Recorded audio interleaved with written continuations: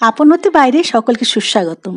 বন্ধুরা, সবাইকে আন্তরিক শ্রদ্ধা ও ভালোবাসা জানাই। বাসুকি ইন্ডিকাস বিশ্বের বৃহত্তম সাপ হলো বাসুকি ঐশ্বরিক সাপ।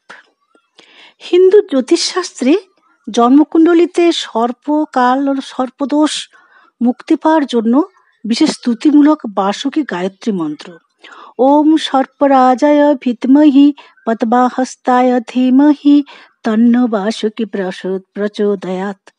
পুরাণে রয়েছে, নাগরাজ বাসুকি হলো এক ঐশ্বরিক সাপ, শিবের গলায় কুণ্ডলী করা এক অলঙ্কার হিসাবে গণ্য। নাগরাজ বাসুকি মহাদেব যে যুদ্ধে এক তীর ছুঁড়ে 3 রাক্ষসীর মাথা কেটে ফেলেছিলেন, সেই যুদ্ধে মহাদেবের ধনুকের ছিলা হিসাবে নিজেকে ব্যবহার করতে দেন। এরূপ ভক্তির জন্য শিবের গলার ভূষণ বাসুকি।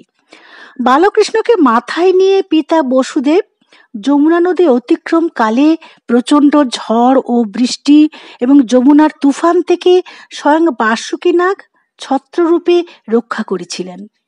ফণার সংখ্যা 5টি এবং পদ্মফুলের মতো বিস্তৃত। মাথায় রয়েছে অলঙ্কার নাগমণি। ধরিত্রীর নিচে পাতাললোকের অধীশ্বর এবং কৈলাসে বাস।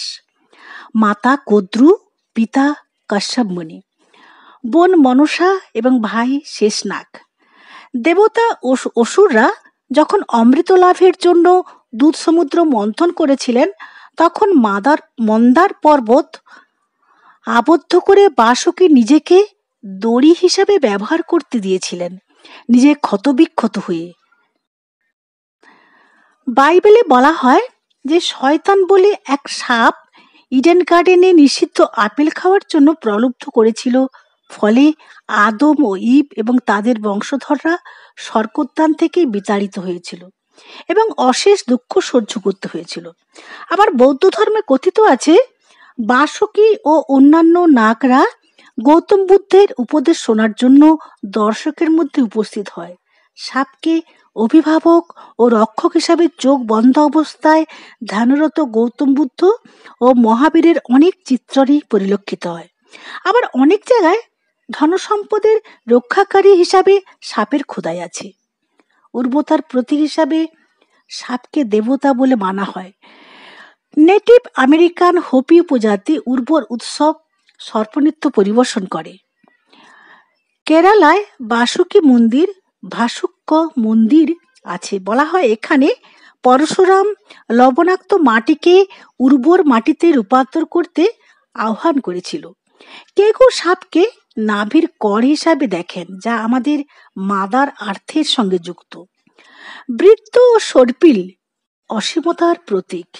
বৃত্ত জন্ম, মৃত্যু চক্র এবং পুনর্জন্মকে বোঝায়। যোগাভ্যাস, মন্ত্র, জপ, ধ্যানের মতো অনুশীলনের মাধ্যমে এক মহাজাগতিক শক্তি জাগ্রত হয়, যা আমাদের সুষুম্না কাণ্ডের গোড়ায় থাকে। আধ্যাত্মিক জাগরণের ক্ষেত্রে তা পরিচালিত করে। তা হলো কুলকুণ্ডলিনী শক্তি, কয়েলড স্নেক, মেরুদণ্ডের গোড়ায় থাকে। আর ভাসুকি ইন্ডিকাস হলো একটি 15 মিটার দীর্ঘ জীবাশ্মযুক্ত 47 মিলিয়ন বছর বয়সী কশেরুকাকে দেওয়া নাম। রুড়কির ডিপার্টমেন্টের of earth science chair professor Sunil Bajpai এবং দেবজিৎ দত্তের নেতৃত্বে গুজরাটের কচ্ছ অঞ্চলের লিগনাইট খনি থেকে বাসুকি নাগের মেরুদণ্ডের হাড়ের 27টি অংশ উদ্ধার করেছেন 2004 সালে। দীর্ঘ গবেষণার ফলে 2024 সালে প্রকাশ করেছেন ভারতের মাটিতে টাইটান বোয়ার প্রতিদ্বন্দ্বী হিসাবে একসময় দাপিয়ে বেড়াতো সর্বকালের বৃহত্তম সাপের তকমা বাসুকি ইন্ডিকাস। টাইটান বোয়া বাস করত 2009 সালে কলম্বিয়াতে অঞ্চলে এক কয়লা খনিতে। জীবাশ্ম থেকে পাওয়া যায় যে টাইটান বোয়া আফ্রিকাতে থাকত।